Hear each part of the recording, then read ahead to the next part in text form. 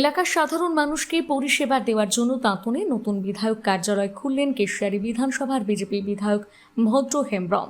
কেশিয়ারি বিধানসভার দাঁতন এলাকার মানুষের সমস্যার সহজে সমাধান করার জন্য শুধুমাত্র দাঁতন 1 নম্বর ব্লকের জন্য বিধায়ক ভদ্র হেমব্রমের এই নতুন বিধায়ক কার্যালয়ের উদ্বোধন হলো। বৃহস্পতিবার দুপুরে এই কার্যালয়ে উদ্বোধনী অনুষ্ঠানে উপস্থিত ছিলেন রাজ্যসভার সাংসদ রাহুল সিনহা, নয়গ্রামের বিধায়ক অমিয় কিসকু, বিধায়ক ভদ্র হেমব্রম প্রমুখ। শ্যামলেশ্বর শিব মন্দিরের পাশে বিধায়ক কার্যালয় ফিতে কেটে উদ্বোধন করা হয়।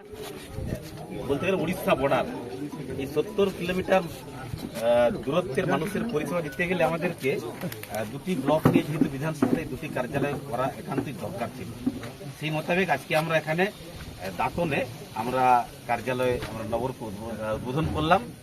উদ্বোধন করলেন আমাদের প্রিয় রাজ্যসভা সাংসদ রাহুল সিনহা মহাশয়।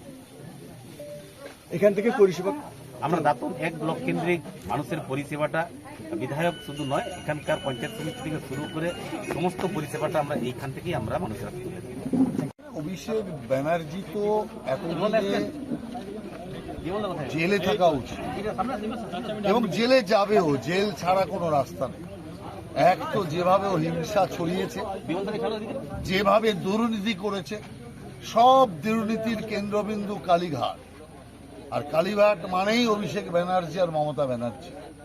রাজ্যে ওদের ছাড়া কোনো দুর্নীতি হয়নি, অতএব তদন্ত চলছে, কাউকে দুর্নীতিতে রেহাই দেওয়া হবে না।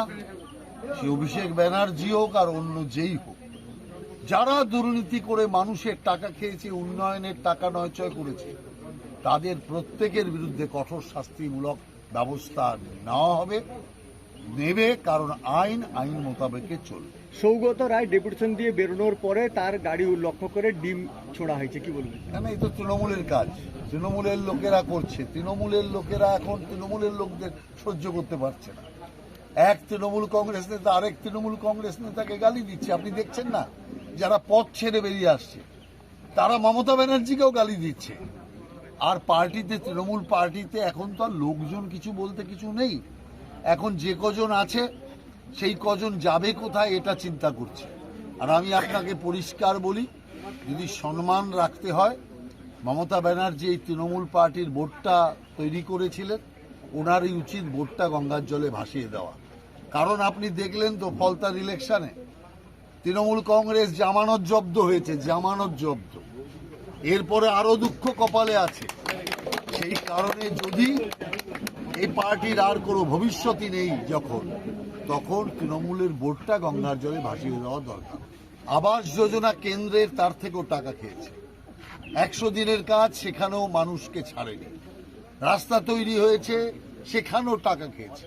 পুকুর বুঝিয়েছে, পুকুর খুঁড়েছে। মাছ চাষ করেছে, সেই মাছের খাবারটা পর্যন্ত লুট করেছে। স্কুলে বাচ্চাদের মিড ডে মিলের টাকা পর্যন্ত খেয়েছে। শেষ পর্যন্ত যেটা কোনো রাজ্যে হয় না, যে কিলো দরে আলু পেঁয়াজের মতো গুরু পদ বিক্রি করেছে।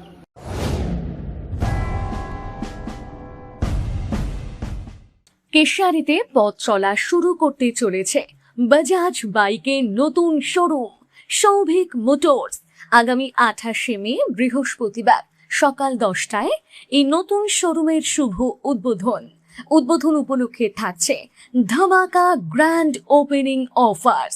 নতুন বাইক কিনলেই উপহার হিসেবে পেতে পারেন ISI full face helmet, table fan, mixer grinder, Bajaj iron, Bluetooth headphone এবং 10 লিটার পেট্রোল। এছাড়াও নতুন বাইক ক্রয়ের ওপর থাকছে 5,000 টাকা পর্যন্ত ছাড়।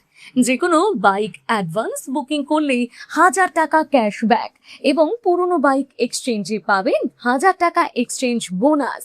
মনে রাখবেন, এই ধামাকা অফার এবং free service check up camp শুধুমাত্র 28শে মে থেকে 31শে মে পর্যন্ত প্রযোজ্য। শোরুমের ঠিকানা Souvik motors, Swarupananda nursing home এবং ওয়েলকাম লজের মাঝখানে।